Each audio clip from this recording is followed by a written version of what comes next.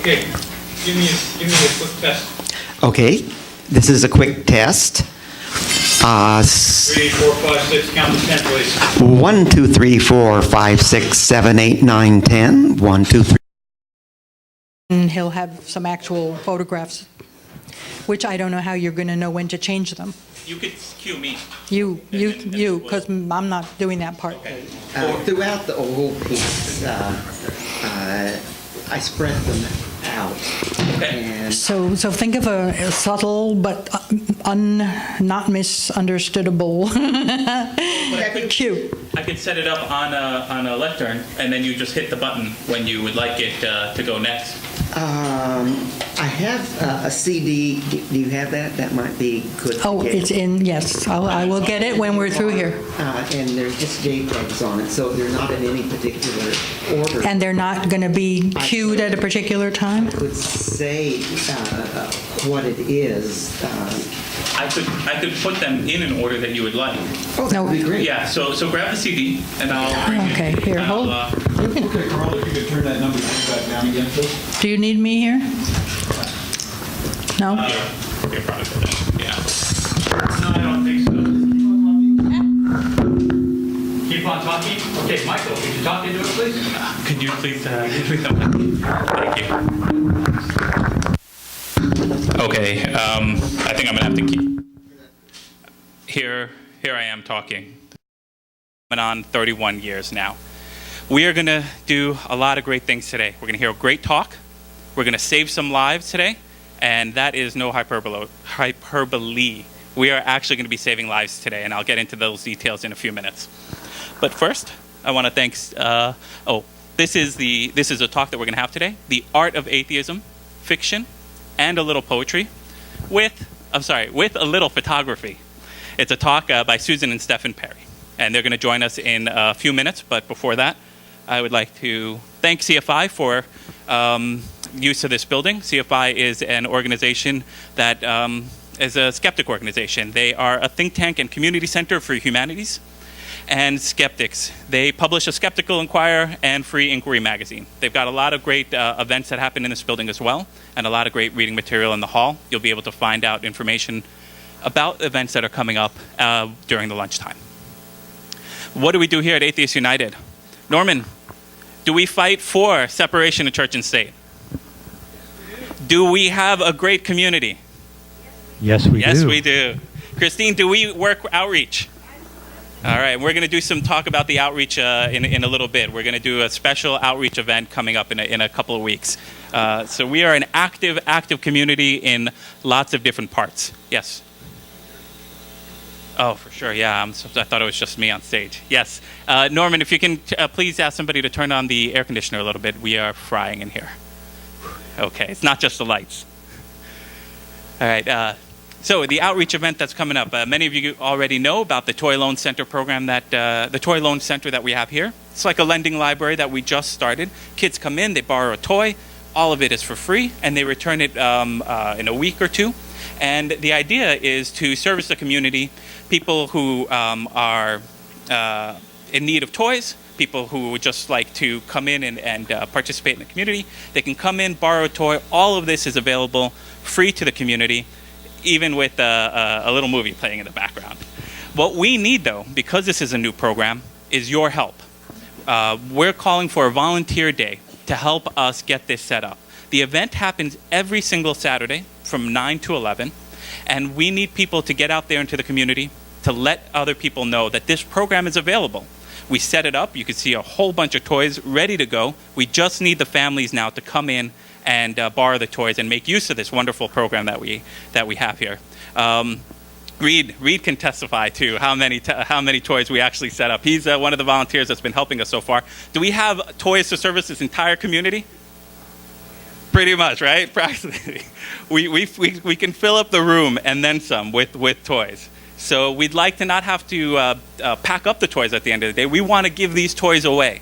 So on the 14th, this happens every Saturday, but specifically on the 14th, we're calling out for people to come in and volunteer to help us canvass this neighborhood. Let let all the parents know that this is possible. Go to local businesses, hand out flyers to people walking in the street, go to different areas, and let them know that this program is happening. Let them know that it's right here. And also people to help Reed and others set up and break down the event. It takes about half hour, an hour each time to break it down and set up. So if you're free on September 14th, please come by.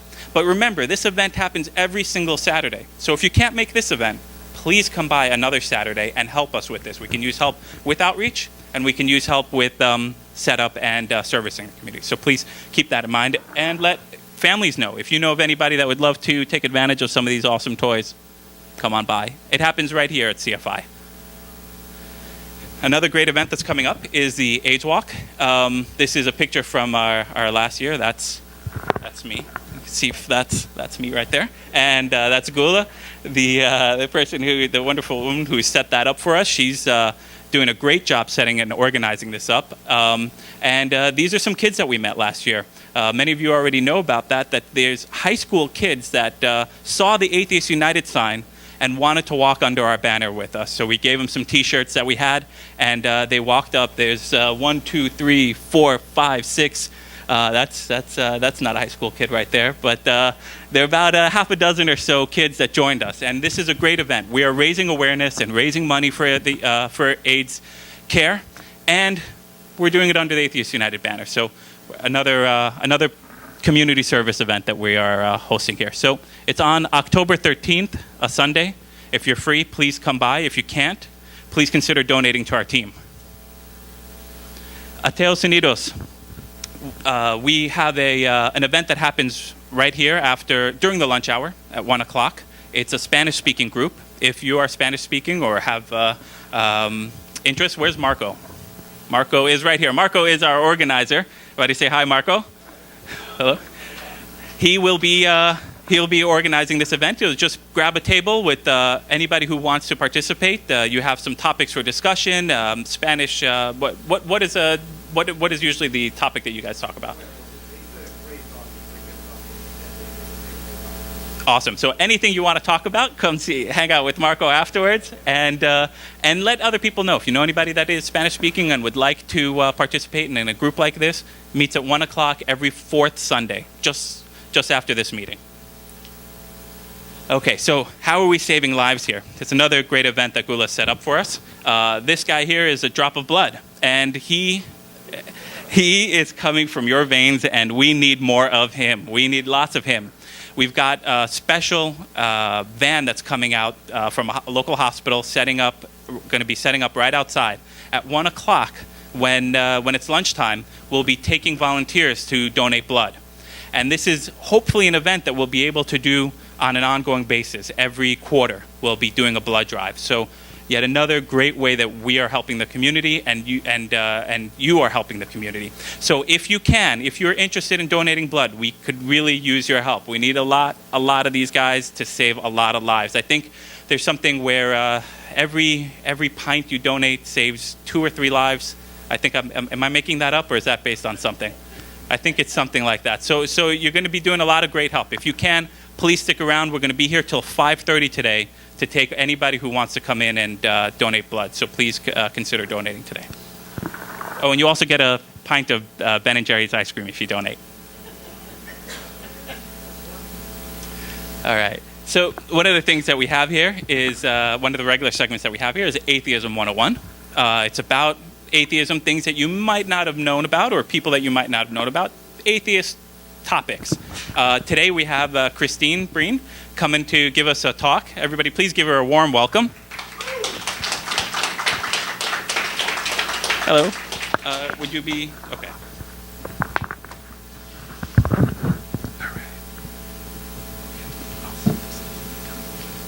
As an atheist, I believe that one of our primary functions, can you hear me?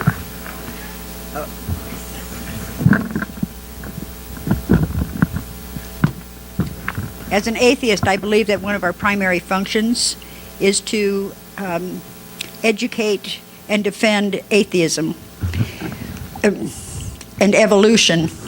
And the person that does this better than anybody else is Dr. Jerry Cohn. Let me know this slide. Oh, yeah. Okay, let me take it from under there. Next slide. All right. That's 2A, Dr. Jerry Cohn.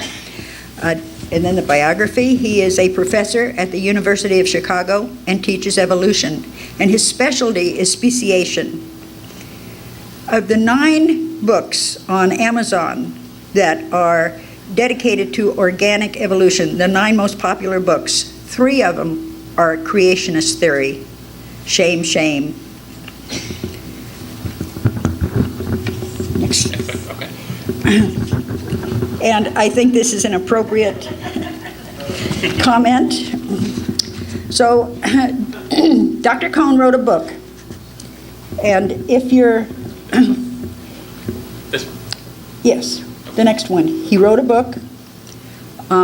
It says if you are an advanced undergraduate student, you might understand it. So I don't think it did very well. So then he wrote another book, Why Evolution is True. It's been endorsed by Dawkins, Hitchens, and all the others in the atheist community. You're very lucky to get an autographed copy of Dr. Cohn's book, but you're especially lucky if you get an autographed copy signed by Ceiling Cat. Ceiling Cat is his interpretation of the flying spaghetti monster. But Ceiling Cat actually answers your questions, gives advice, and has very strong opinions. The book, Why Evolution is True, was published in 2009. The problem is, every day there are new facts to introduce. So Dr. Cohn writes a blog. If you subscribe to this, you will get 4 or 5 messages every day. He sends not only his thoughts, but he transfers information from the academic people down to us ordinary folks, and then vice versa. For instance, on his subject of, I don't know how to do this, on his subject on why do atheists need to pray? He has several pages on this. Click. Yeah. He goes all the way from Deepak Chopra, In Silence and See Where It Leads, all the way, click, to his own, opinion of it's nothing but a placebo. However, not everything that he says is serious. On the fun side, he'll post a note, for example, click, about how a mother skunk will not lead her family across the street. She gooses them across the street.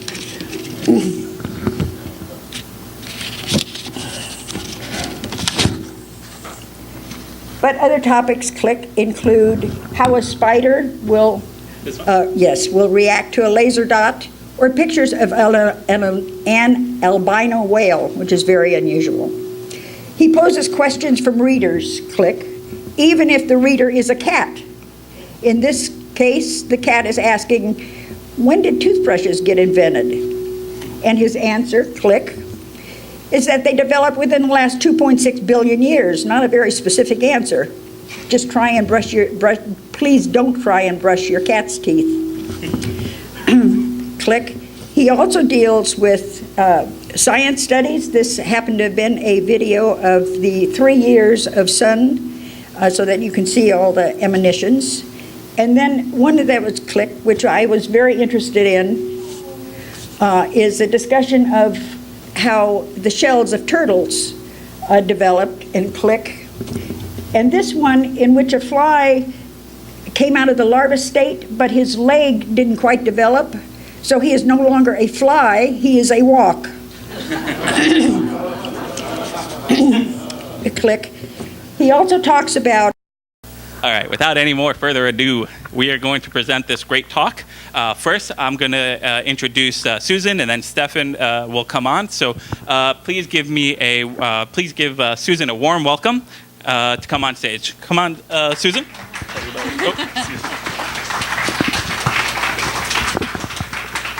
Hi, everyone. You're going to that was the introduction. That was the introduction. I got it. Okay. let's see. I have two parts of my talk, and I'm really just a warm-up for Stephen, who's much more comfortable speaking to groups.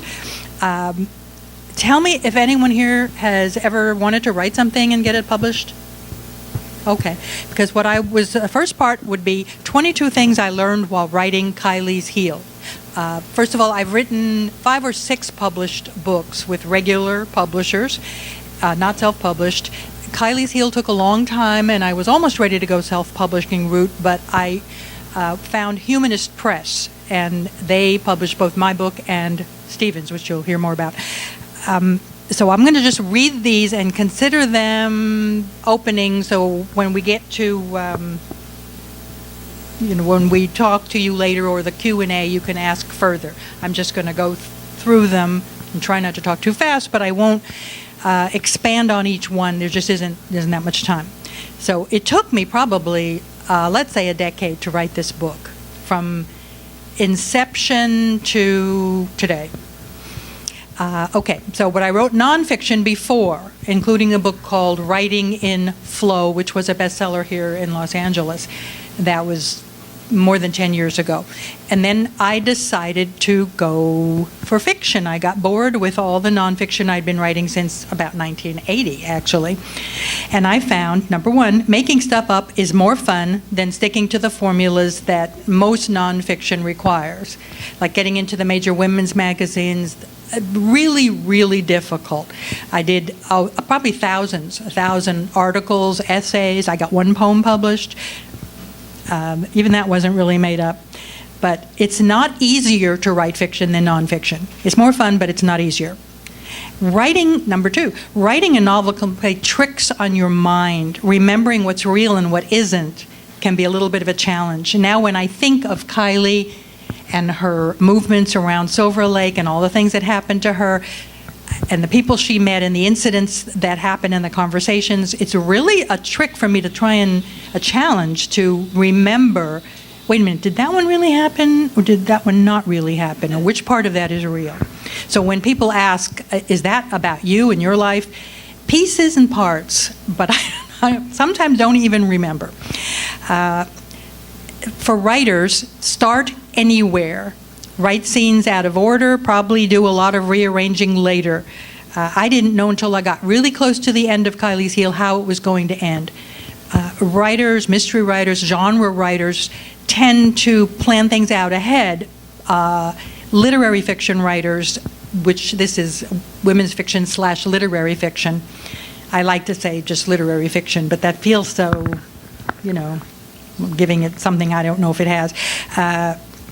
I would start anywhere, clip things out, delete. Computers are great. Keep it all in a file labeled not used. And some of those things might be used somewhere else. Next book, an essay, a blog post. I have 3 blogs, by the way. You might want to make a note. Stephen's and my joint codependent website is called bunnyape.com, the little furry animal and the big furry animal, bunnyape.com. It's going to contain a lot of information and links to my blogs. Some people think when you're writing a novel, you shouldn't read other people's novels, and I don't agree with that. I couldn't live a decade without reading. I read a novel, probably a couple a week, and I don't worry about my voice being taken over by someone else's voice because I read so many and so many different voices that each time I'd read a novel that I liked, I would immediately get re-energized to go back and do something different with my own, with the next scene, make use of what I'd learned. And most of what I learned is from reading. Let's see. I'm going to skip one. So we're down to 21. Watch out for the distractions. And I recently got on Twitter. I never thought I would. This is the words I never, ever thought I would say. My first tweet was something like that. A friend said, "Oh, it's easy, and you're up there anyway," because some other people had posted links to some of my blog posts. So I thought, okay, I'll do it. And I got Stephen onto it. It can be addictive, and you forget what you're supposed to be doing, which is writing if you're a writer. Talking about your book a lot before it's published, it takes the edge off. And I don't recommend it. Keep it to yourself. If you want to write. Don't send your manuscript out too soon. Too many people do that. I think I probably did that, even though I had polished it. You will get rejections. Who are those people? You will get rejections, and you go back and revise again and again. And I don't believe in giving up, so the thing is not to send it out too soon without getting plenty of feedback.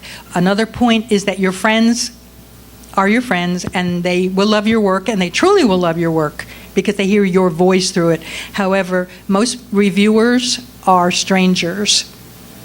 They are not your friends. So when you get a good review, and I've got a good one recently on a Buddhist site, it's really good. He really got it.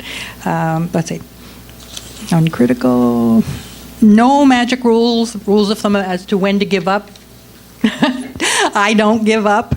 People will constantly say, well, you've had those rejections from various agents. Maybe you should move on to something else. I didn't want to, and I didn't, and I'm glad. If a couple of agents or friends or editors or whoever you share your work with suggest getting a book doctor is a paid editor who will help you not just proofreading, but will seriously read the whole thing, help you restructure, add a character, take away a character. They're expensive. I spent $1,200 on one book doctor because one agent called me from Paris and said, I love this. I mean, she called me from Paris. I love it, but it needs a book doctor because it's a hard sell. A quiet literary book is a hard sell in the big market. We want it to be the best it can be. And I asked her which of the ones she recommended was really good, and I used him, and he was really good. She still didn't take the book. Okay.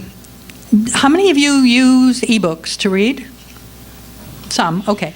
Both of our books are available as an ebook. Humanist Press is rebranding themselves as an ebook publisher. So in our ebooks, in the ebooks of this, there is the same text, but there are interactive features where you can answer questions, like a reader's guide from a book group incorporated at the end of each chapter. And there's about, in mine, a dozen pictures more in Stephen's that relate to scenes in Silver Lake, slightly doctored and photoshopped, again by Stephen, so they're not exact, they're fictionalized. But you will see the actual settings where the book takes place. So that's the ebook version. Okay, and there is a way to sign ebooks. Stephen knows a secret way, and I don't care, but if anyone wants that, we can do that too. One person that came to me to have me review his book, and I did on one of my blogs, it's not ready for prime time, and yet he's hoping that's a selling point. Some people are strange. No, this is a paragraph that he said not to use in the interview and in the book review that I posted on my blog, but I just wanted to share it with you. He said, I did not have any help with editing outside of a few friends and my wife. I already did 23 rewrites myself over a period of 30 months. I took 3 months of my life 2 years ago to try to sell it, during which, that's not me, this is him, 668 agents and publishers said no. I still didn't get professional help. However, today sales are somewhat decent for a one-man promotion team, and I'm hoping maybe someone will jump in and take it to the next level. This is a novel. I mean, who's going to jump in? I felt my atheist agenda was what was holding publishers back before. The quality of the writing needed help, truly. Okay. And that's, I did review it because of the topic and because I could say some things about it, and I interviewed the author. That's my blog. That's on Patheos, and if any of you haven't looked there, it's a weird one, Patheos, patheos.com. They have an atheist section. They have everything. They have Hindu, Muslim, evangelical, this, that, the other, recovering. It's huge. So it's an odd company, but they're odd company to be in, but there are 15 atheist bloggers and some interesting stuff.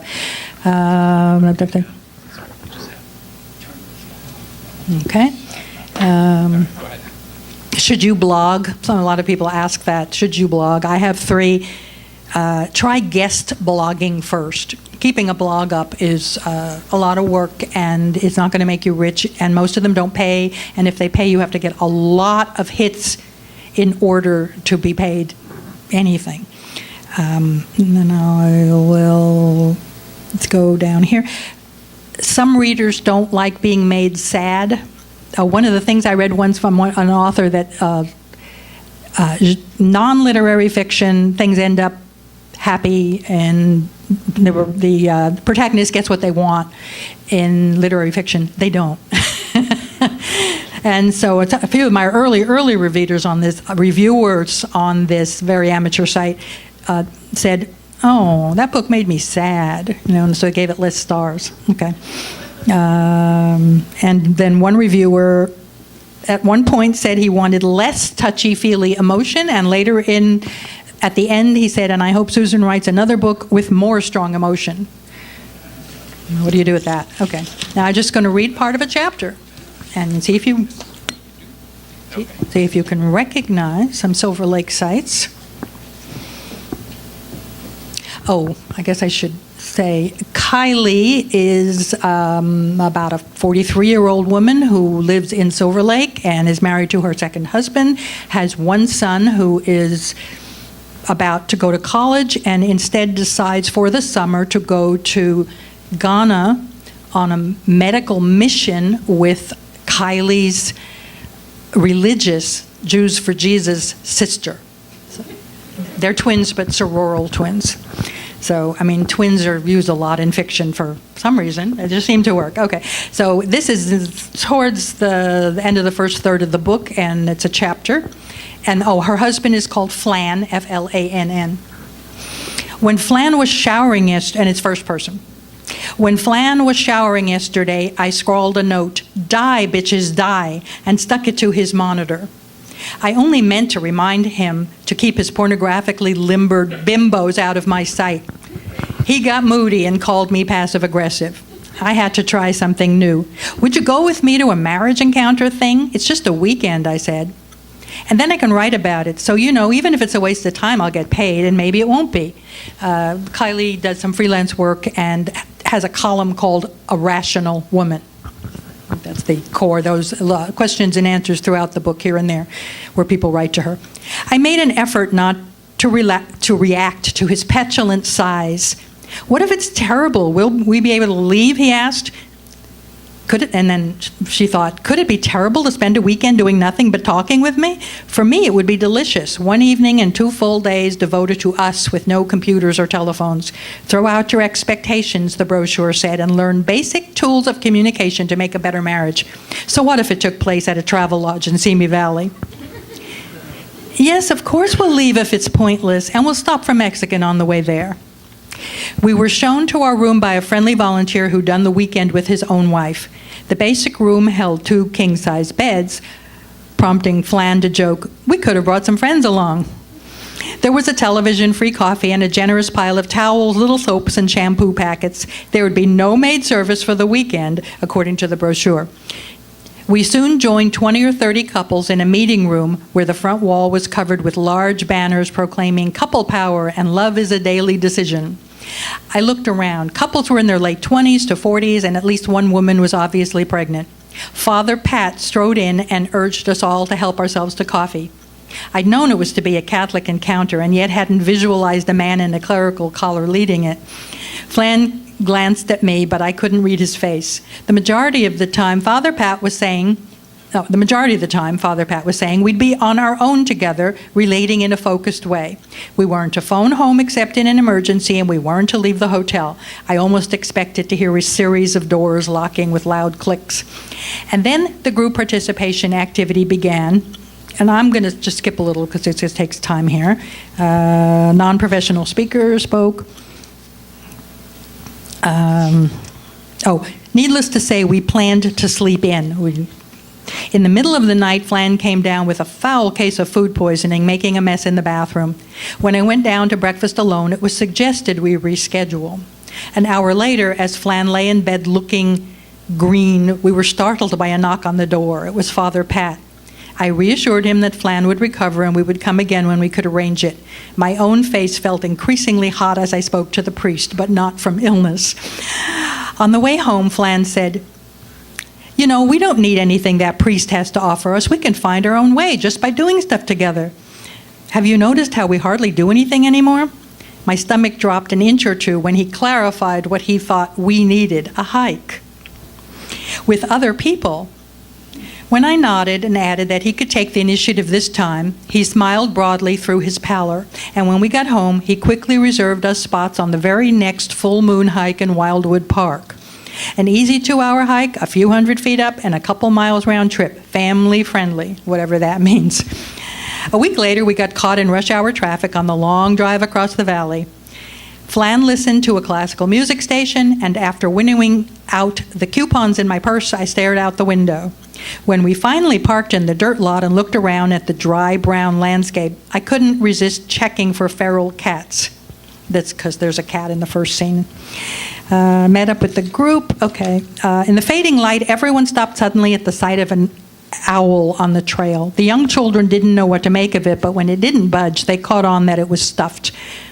Groats, the hiking leader, had also placed a stuffed possum nearby and proceeded to tell us all about the two animals' adaptation to the area. Then he picked up an aluminum can and said, "This is man's impact on ecology." A rocky and steeper part of the trail brought us higher up so that we overlooked Wildwood Canyon. Okay. The group was allowed a brief rest, and I pulled Flan behind a large rock. "You're so wishy-washy," I began. "Now what are you talking about?" I didn't actually know what I was talking about other than an urgent craving to blame him for something. If only Flan had taken my side about Dorian's trip, that's her son, that she didn't really want to go to Ghana, but Flan said, let him go. If he had sided with me without my having to speak my misgivings aloud. If only we hadn't gone to that party where I saw another side of him, a side for which he still hadn't expressed enough remorse. Yet I couldn't bring that up over here. "Well, for instance," I said at random to keep words in the air, "why won't you say you're an atheist? You know that's what you are." For some reason, I needed him to agree.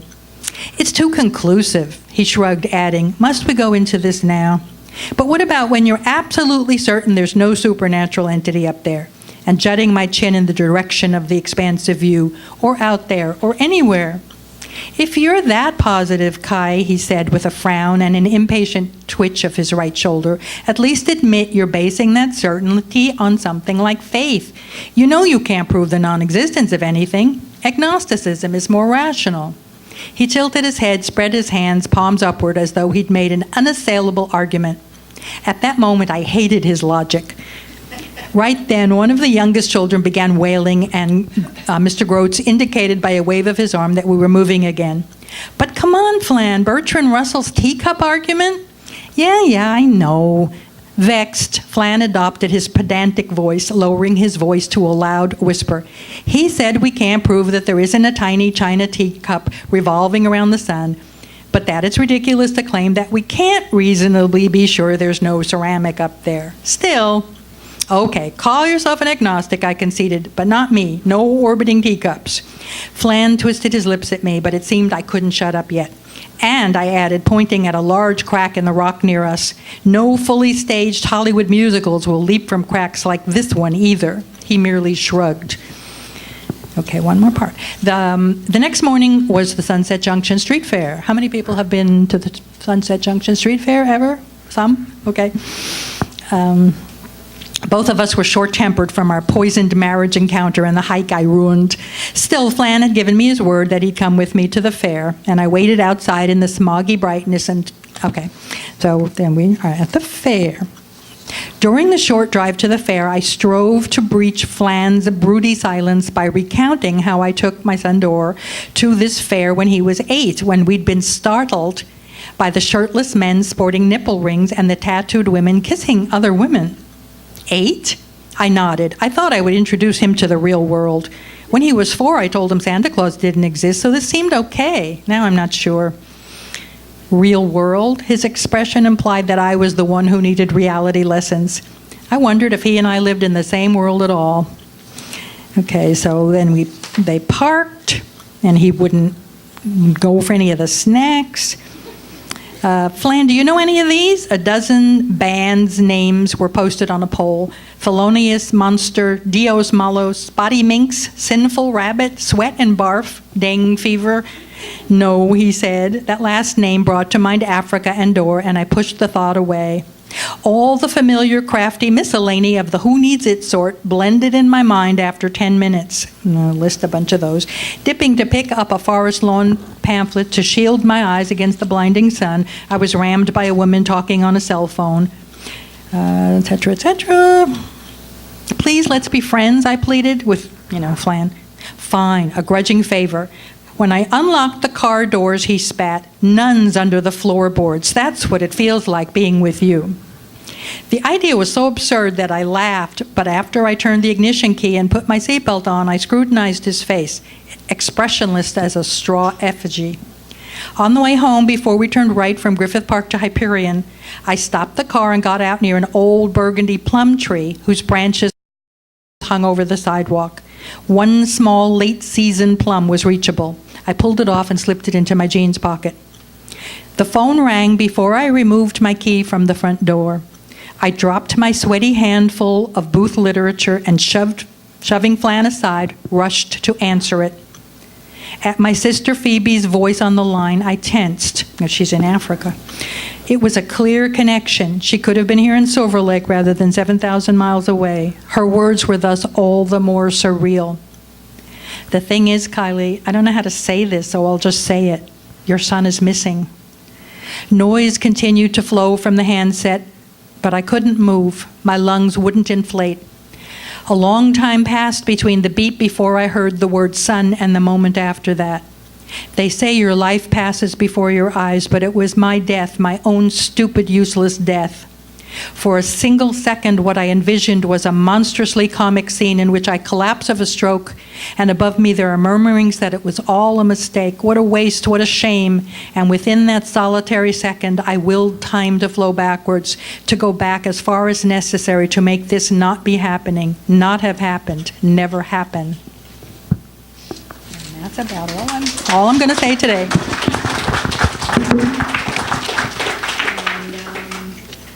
Stephan Perry, author of Questions About God.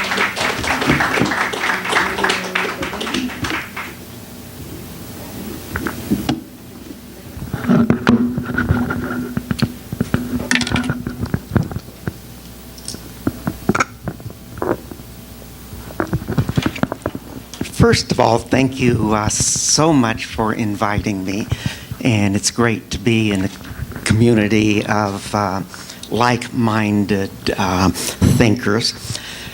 I suppose I should confess that, like Flan, I am an agnostic, and I do appreciate Colbert's definition of an agnostic. He said, an agnostic is simply an atheist with no balls. Well, I suppose in order to curry favor, I should tell you that I believe that the likelihood that there's a God is the same likelihood that there's a family of weebles living in my small intestine. Okay, very, very unlikely. I hold to agnosticism in a philosophical way, but for all practical purposes, you really can call me an atheist, and I will nod happily to that. I'm a poet,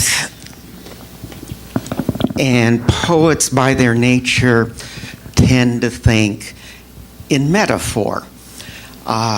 It's a kind of what T.S. Eliot called felt thought, and a hybrid between, it's still rational, at least with the best poets, it's still rational.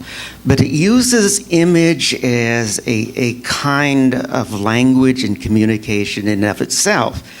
So I was thinking about speaking here, and I thought, finally, that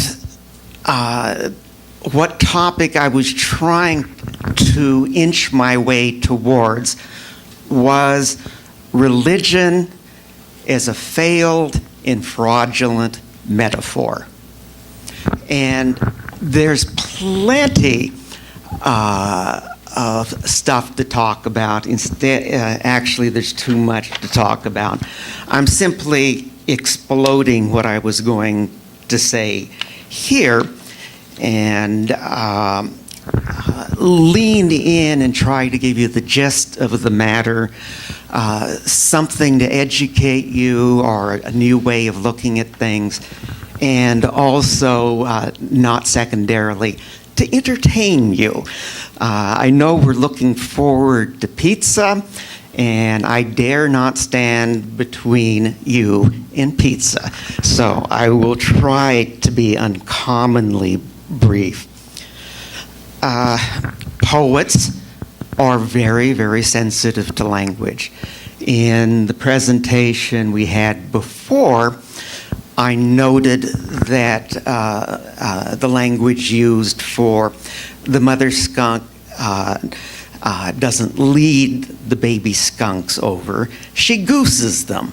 And I thought, oh, that's a mixed metaphor. You know, how does a skunk goose? Well, think about it.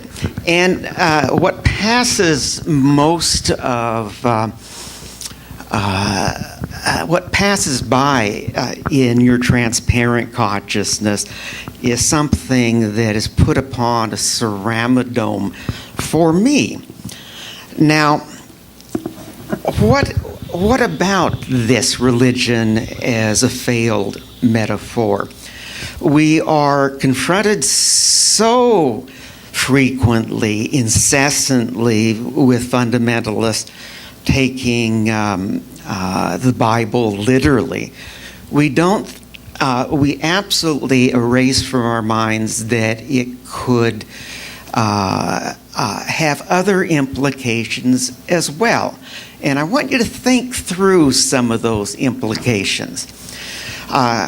At night, Susan and I sit in the living room across from one another, and we read. Joseph Campbell, when asked, do you meditate? He says, yes, I read. And that's what I feel is a great kind of seeking integration into the world and participation in the world. It's also our form of intimacy. You might not think of it. I was reading a book, and I read anything and everything by David Davis, called Inhuman Bondage, The Rise and Fall of Slavery in the New World. Now, you would think, what the heck does that have to do with fundamentalist religion? Well, out of nowhere, this little fact Jack in the Boxed up, and the fact was that in Hebrew, which the Old Testament is written in, some Aramaic, but mostly Hebrew. In Hebrew, Eved, which is generally translated politely in most translations of the Bible as servant, actually means slave. So, Christians are not the servants of God. They are the slaves of God. And doesn't that nail it?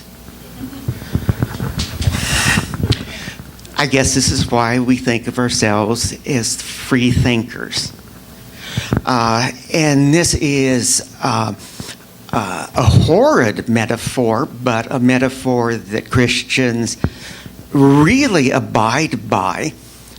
They are absolutely little children, another metaphor, who have to look up to their big daddy and to believe everything that big daddy says. They have no will of their own and have no intelligence to question, let alone to think for themselves or disobey. It really gives you the chained minds of the fundamentalists. Other metaphors that are operative in religion, none of them good, I think. There is Lord and vassal. Now, think about it again. Think about the meaning of the word our Lord. Think about what that meant in medieval times. This is the Lord. You are a vassal. You are totally controlled. But they forget the metaphor is so overused that it vanishes, and they don't know what they're saying. Another one is shepherd and flock. Think about it. You are dumb mutton. In John 10:14, we have, I am the good shepherd. I know my sheep, and my sheep know me, just as the Father knows me, and I know the Father, and I lay down my life for the sheep. I have other sheep, which are not of this fold. I must bring them in also.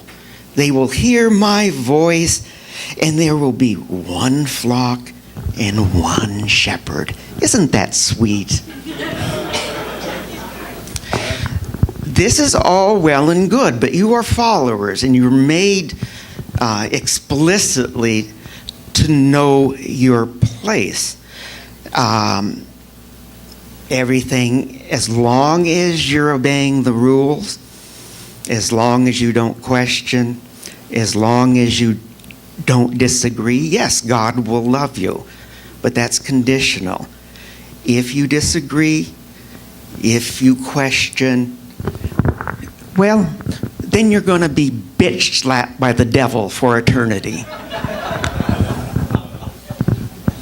Your choice. There's another metaphor which I was going to go into more extensively. I don't know if I'm going to do that now, but it's one of the worst. And you wouldn't think that it was the worst. It's just simply we have a Heavenly Father, and we're the Heavenly Father's children. Doesn't sound so bad, does it? But you are reduced to the status of children. There's, and again, there is that looking up to Big Daddy and obeying sort of thing. There's a great book, if you have any inclination towards psychology, called Becoming God's Children, Religion's Infantilizing Process. And it's true, and he makes a wonderful case for it. Religion, particularly the Christian religion, infantilizes. Bad metaphor, go away, bad. In this book, he develops that idea by saying that in the period of human development, ages 1 to 3, there is such a thing called infant amnesia, infantile amnesia. And all that the infant is learning then from 1 to 3 is forgotten. It just poof, disappear, automatic eraser, and seems to be gone forever. But is that the case? His supposition is that all of the wiring in our brain, then, particularly the midbrain, is organized from this base of absolute beneficent other and absolute helpless self. You are attached, you are in a symbiotic relationship with your mother. In fact, for the infant, there's no differentiation. Now think about that too in terms of religion. Those people who want to go back into this womb of warmth and total protection. When the infant cries because its diaper is wet, wah! Out of nowhere, you get a dry diaper. If you're hungry, wah! Then the cosmic tit appears. and you're given nutrients. In fact, every desire that you have, all you need to do is cry, and everything's solved. Ask and it shall be given. Well, that's the mindset. In the separation period, in the mastery period after 3.5, suddenly realize that you're not attached to a benevolent universe, that you are wholly separate. And this is a shock. You have to go out now on your own. You have to negotiate. You have to grow up. In times of crisis in particular, this therapist's interpretation is you regress. And I can't stand it, I can't do this by myself, and suddenly you're back in that pre-verbal awareness of, oh, all I need to do is give it up to God and I'll be saved.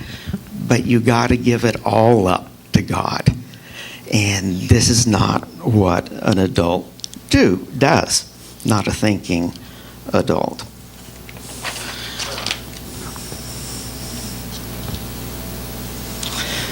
Like I said, all sorts of uncomfortable metaphors in the Bible.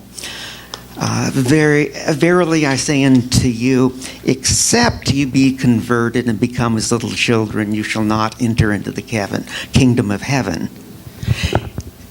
More pernicious, he that loveth the father or mother more than me is not worthy of me.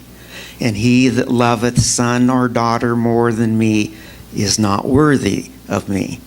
And he that taketh not his cross and follow after me is not worthy of me. Jesus has co-opted the metaphor of family and says, reject it. I am the real family. Get rid of your father, get rid of your mother, get rid of your daughter. All of those don't count. Come on unto me. I am the new be-all and end-all. Well, this is not theology. This is just simply poor parenting.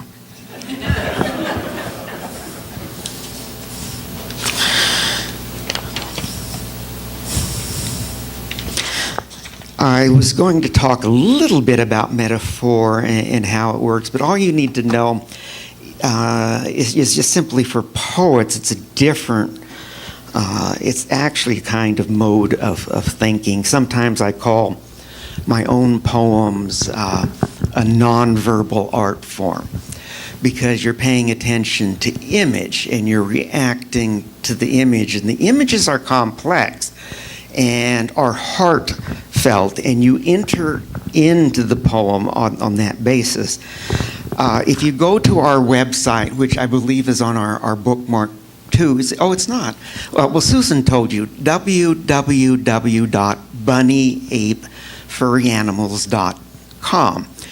I figured the most efficient thing that I could do to acquaint you with atheist poets, great atheist poets, they're out there, believe it or not, atheist fiction writers, atheist nonfiction writers. It would be simply more efficient to give you a list on my website under the books I recommend.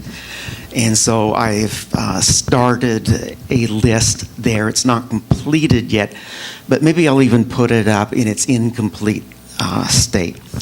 Good people, contemporaries, not just the older folk that you can get acquainted with, and they're speaking our own language. I'm going to try to flip through here and find a poem by an acquaintance of mine, the poet Billy Collins. Billy Collins is very, very, very funny. He was poet laureate of the United States for a while. He's very accessible. He's never declared himself to be an atheist, but I'm almost certain that he is. This is, here's one called Catholicism. And his operative metaphor, since it's in the title, is Catholicism is a possum. I don't even know if I need to say that explicitly, but that's it. Catholicism. Here's a possum who appears here at odd times, often walking up the path to the house in the middle of the day like a little ghost with a long tail and a blank expression on his face. He likes to slip behind the woodpile, but sometimes he gets so close to the window where I'm standing with a glass in my hand that I start to review my sins systematically, going from one commandment to the next. What is it about him that causes me to begin an examination of conscience, calling to mind my failings in this time of reflection? It could be just the twitching of his tail and that white face, but his slow, priestly pace also makes a contribution, as do the little paws, more like hands really, with opposable thumbs, able to carry a nut, or dig a hole in the earth, or lift chalice above his head, or even deliver a document. I'm thinking as he nears my back door, not merely a subpoena, but an order of excommunication with my name and a date written in fine Italian ink and signed with a flourish of the papal sash. Good poem.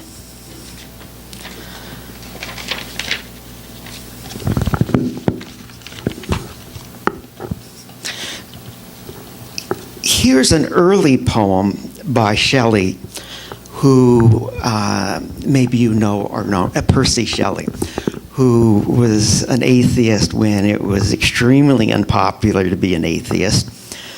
I believe he was expelled for having written a paper on the necessity of atheism. And of course, as an atheist, he does not believe in the delusions of an afterlife. And this poem here comes closest to my mind of really putting that myth to rest, because he says it's this reality and no other. What was it Douglas Adams said? He said,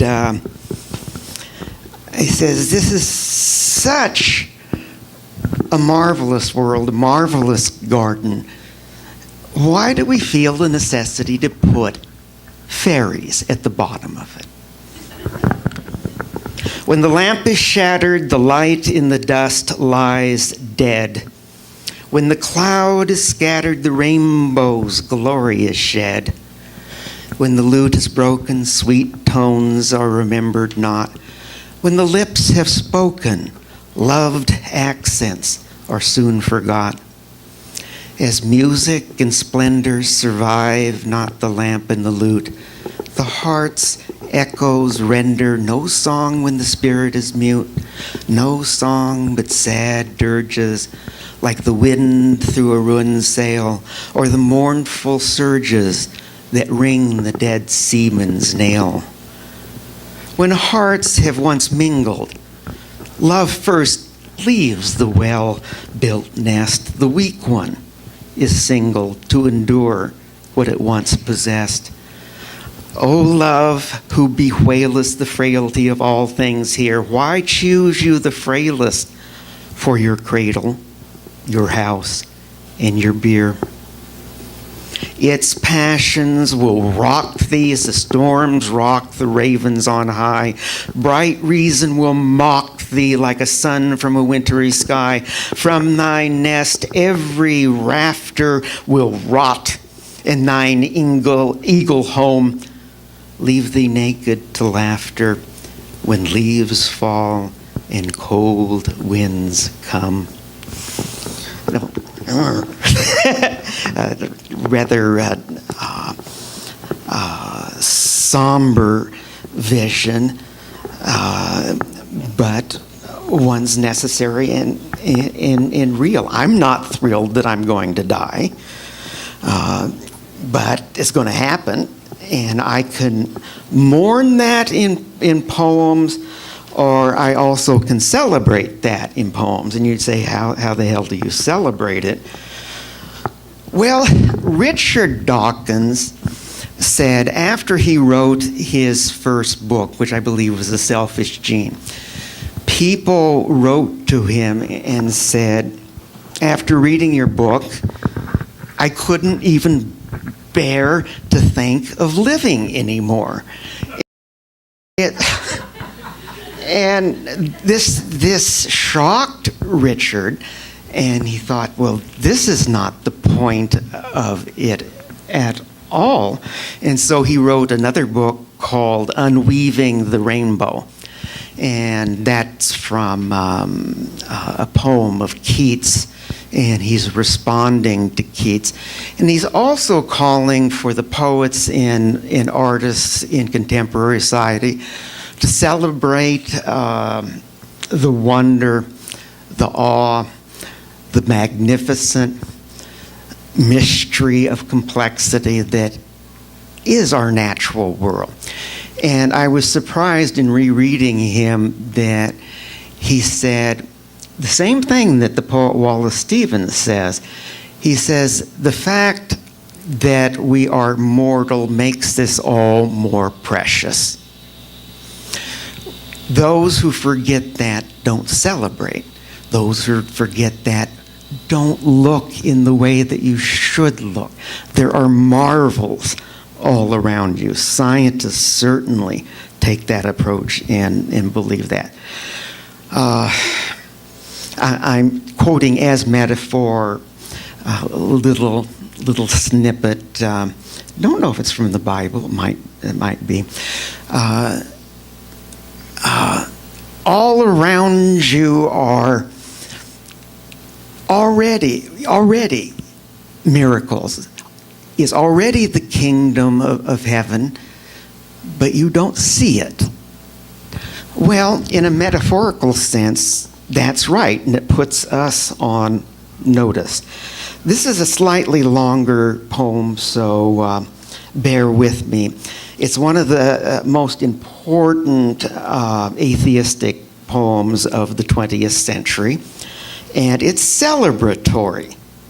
And somewhere in the middle of this, you find Wallace Stevens saying the same thing that Dawkins did, but as a poet would say it. Death is the mother of beauty. Wow, now that's a statement. But he means it. He starts off complacencies of the peignoir in late coffee and orange. What the hell's a peignoir? Anybody here know French? What's peignoir? Close, and extremely close. Technically speaking, it's a linen or flannel gown put on coming out of a bath. Okay?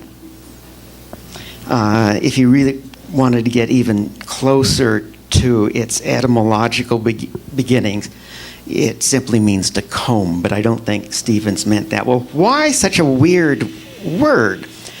His main character in here, a woman who's never named, she may be a stand-in for the imagination, Stevens often did that, is thinking, and she's sitting in her peignoir, and in a very comfortable place, and suddenly her mind begins drifting off, and it drifts, heaven help us, to theology. Notice when she starts thinking of theology, it gets washed out of all color. You would expect that. Notice when he's speaking of the world around us. There's song, there's vibrancy, and this is very deliberate on his part. How am I doing for time? Anybody know? Yeah, you got maybe about another 10 or so minutes. Okay. I'll just do two more things then. This is Sunday morning, and it's a funny title because it's not only the Sunday morning of Christians, it's the Sunday morning of more primitive religions, of connection more vibrantly with light, physical light, and the glories of the earth. Complacencies of the peignoir and late coffee and oranges in a sunny chair, and the green freedom of a cockatoo. Upon a rug mingled to dissipate the holy hush of ancient sacrifice. She dreams a little, and she feels the dark encroachment of that old catastrophe as a calm darkens among water lights. The pungent oranges and bright green wings seem things in some procession of the dead. Winding across wide water without sound. The day is like wide water without sound, stilled for the passing of her dreaming feet over the seas to silent Palestine, dominion of the blood and sepulchre. Why should she give her bounty to the dead? What is divinity if it can come only in silent shadows and in dreams? Shall she not find in comforts of the sun, in pungent fruit, in bright green wings, or else in any balm or beauty of the earth, things to be cherished, like the thought of heaven? Divinity must live within herself. Passions of rain or moods in falling snow, grievings in loneliness, or unsubdued elations when the forest blooms, gusty emotions on wet roads on autumn nights. All pleasures and all pains, remembering the bough of summer and the winter branch. These are the measures destined for her soul. Jove in the clouds had his inhuman birth. No mother suckled him, no sweet land gave large mannered motions to his mythy mind. He moved among us as a muttering king, magnificent, would move among his hinds, until our blood commingling, virginal with heaven, brought such a requital to desire, the very hinds discerned it in a star. Shall our blood fail? Or shall it come to be the blood of paradise? And shall the earth seem all the paradise that we shall know? The sky will be much friendlier then than now. Part of labor and a part of pain. And next in glory to enduring love, not this dividing and indifferent blue. She says, I am content when wakened birds, before they fly, test the reality of misty fields by their sweet questionings. But when the birds are gone, and their warm fields return no more, where then is paradise? There is not any haunt of prophecy, nor any old chimera of the grave, neither the golden underground or isle melodious, where spirits gat them home, nor visionary south, nor cloudy palm remote on heaven's hill, that has endured as April's green endures, or will endure, like her remembrance of wakened birds, or her desire for June and evening tipped by the consummation of the swallow's wings. She says, but in contentment I still feel the need of imperishable bliss. Death is the mother of beauty. Hence from her alone shall come fulfillment to our dreams and our desires.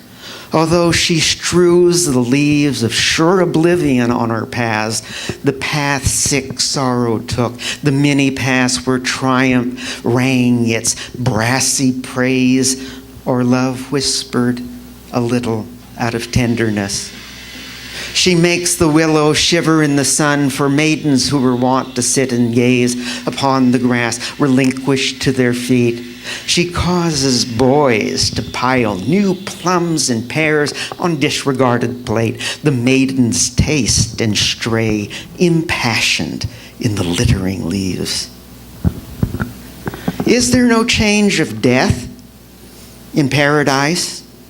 Does ripe fruit never fall? Or do the boughs hang always heavy in that perfect sky? Unchanging, yet so like our perishing earth, with rivers like our own that seek for seas they never find, the same receding shores that never touch with inarticulate pang. Why set the pear upon those river banks, or spice the shores with odors of the plum? Alas, that they should wear our colors there, the silken weavings of our afternoons, and pick the strings of our insipid lutes. Death is the mother of beauty, mystical, within whose burning bosom we devise our earthly mothers waiting sleeplessly. Two more stanzas. Supple and turbulent, a ring of men shall chant in orgy on a summer morn their boisterous devotion to the sun, not as a god, but as a god might be, naked among them, like a savage source. Their chant shall be a chant of paradise, out of their blood returning to the sky. And in their chant shall enter voice by voice the windy lake wherein their Lord delights. The trees like seraphim and echoing hills that choir among themselves long afterwards. They shall know well the heavenly fellowship of men that perish, and of summer morn, and whence they came, and whither they shall go, the dew upon their feet shall manifest. She hears upon that water without sound a voice that cries. The tomb in Palestine is not the porch of spirits lingering. It is the grave of Jesus, where he lay. We live in an old chaos of the sun, or old dependency of night and day, or island solitude, unsponsored, free of that wide water, inescapable. Deer walk upon our mountains, and the quail whistle about us their spontaneous cries. Sweet berries of ripen in the wilderness, and in the isolation of the sky at evening casual flocks of pigeons make ambiguous undulations as they sink downward to darkness on extended wings. Thank you. That's it.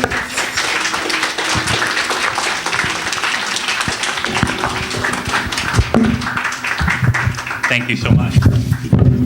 One more time for both, and Susan.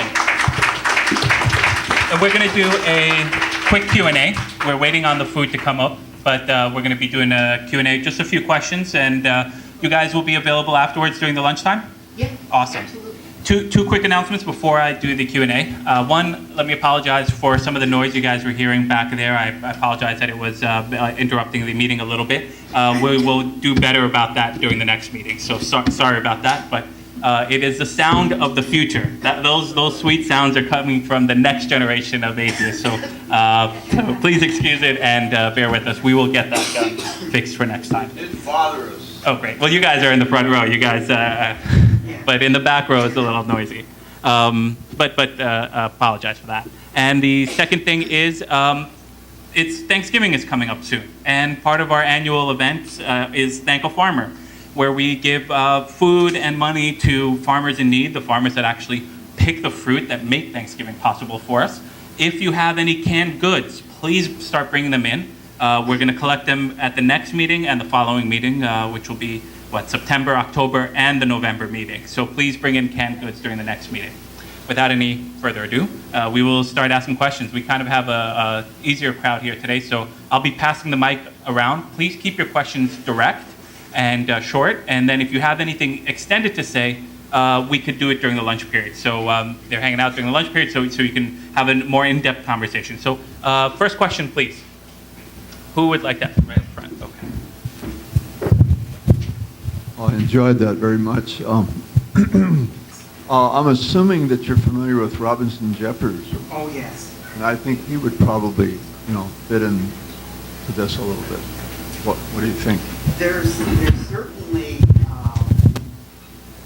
elements of Jeffers that seem atheistic. There's an anthology of Jeffers that was put together by Robert Haas, and I believe it's called Rock and Hawk. And he certainly looks at the natural world without a hint of the supernatural.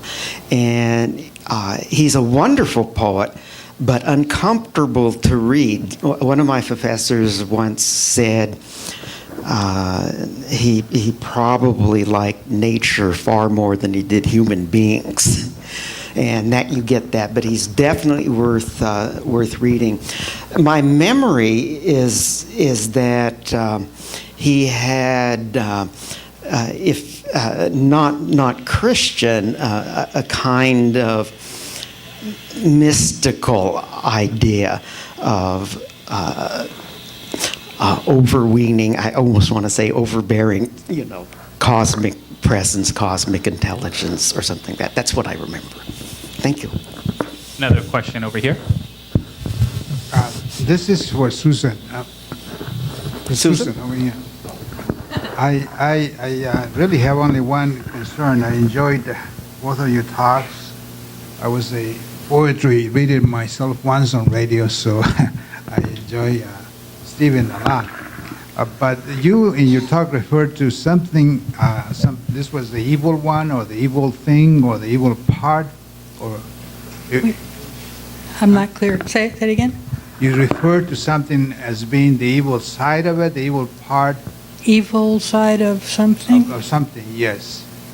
Or did you use the word malevolent? Something that is... You use a word that is of a religious, I call it religious... construct. And I'm concerned that we atheists still go around using a lot of religious construct words Sometimes. that should not mean anything to us because we're not religious at all. So why do we keep using those words? Yeah, I don't know which one you mean, but it happens. I mean, on Twitter, somebody will say, "Oh my God," or something, and we don't mean it, or I don't. Yeah, I'm not even... They're like cliches that we have to root out. Yeah, no, I'm not even referring to that. It wasn't anything like that. You designated something as being the evil part of something else. I'm sorry, I don't remember. The evil part. I don't know. You mean so you don't think we can use the word evil? I don't think we should. I don't think it means anything. I think it's... I think that we humans, by nature, what we do that is not acceptable by others or to others is irrational. it's wrong in the senses, but not evil or good. Not evil, well, I get your point. That's something to think about, yeah. Last month we had a talk about the words we use and the religious origins. Right. I think evil has been used by religious groups, but it's not necessarily a religious word in nature, though it's heavily used by religious groups. But one of the examples we used last month was passed on. You're passing on to heaven, or words like those. But I don't use that. But or hell directly, right? But it's so intertwined in our language that sometimes we can't help it. that they become a metaphor. Yeah, exactly. Somebody sneezes, I'll still say God bless you. I can't help it. It's just a natural thing. Salute, or as Seinfeld says, you're so good looking. One last question, and then we're going to wrap up for the lunch. Sorry, just one last question here. I have a question for Stephen. You talked a lot about metaphors and how they're being used in the religion. Do you think that there is a point to them still being used that way to keep the power structure? Because most religions have a very distinct power structure. So are they still being used in that sense because they keep the power in place where it is supposed to be? Oh, absolutely. And it's insidious because the metaphor is you don't even know the force of the metaphor, so you don't reject it. And it does cement a kind of hierarchy, and that's one of the dangers of many of the religious metaphors. You take that and then you extrapolate that metaphor down to a lower level. In other words, the priest becomes father, and then his parishioners are children, with the same impact as you're supposed to listen to these authority figures in an absolute sort of way. And this carries down, including, as you ladies know, the subordinate imagery that is foisted upon you. It's it's incredible. I wanted to give you one example in the Bible. Eve, and there are two creation myths in the Bible. You may not have noticed, but in one of the creation myths, Eve is taken as a rib from Adam. Now think about that for a moment. What is the metaphorical implication of that? It just struck me very recently. Fractional worth. Fractional worth. Excellent. What else? She's supposed to be by his side, not over. She's supposed to be his side, an appurtenance. Just simply a fraction of who he is, and not even with no independence whatsoever. It makes me think in the reverse way of the pilot fish. This is a real fish, but this is more appropriate, I think. The pilot fish, the male, attaches to the female, and then it jettisons its brain. Much more appropriate. The image of Eve from a rib is a birth. A man is giving birth to a woman. What chutzpah! Incredible! And